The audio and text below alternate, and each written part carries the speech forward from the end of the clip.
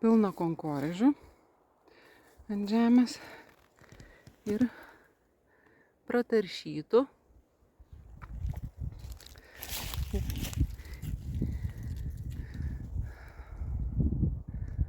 Čia ar beržė, ar šalia esančioje drebulėje genys įsitaisė savo dirbtuves ir įsistatęs konkorėžius juos lukštena, o po to jie jau krenta žemyn, kai nebereikalingi.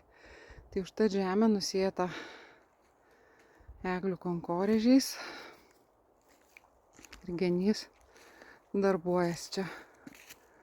Taip kad, kai eini pro šalį, matai tiek konkorėžių, gali žinoti, kad čia gyvena genys. Ir jis darbuojasi. Jau lazdynų žirginėliai visai išsitempę, pailgėję. Pažiūrėsim, ar... O, jau žiedadulkės barsto. O čia yra moteriškas raudonas, va laukia, kol jį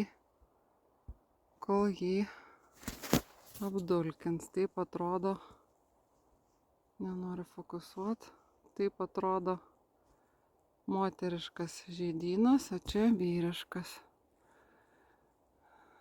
Vienas, kitas.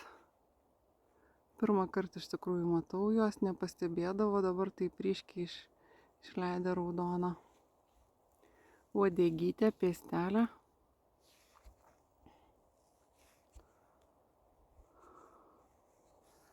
Tai va taip atrodo. Pirmi šiais metais kačiukai taip gražiai išlindę iš savo uždangalo.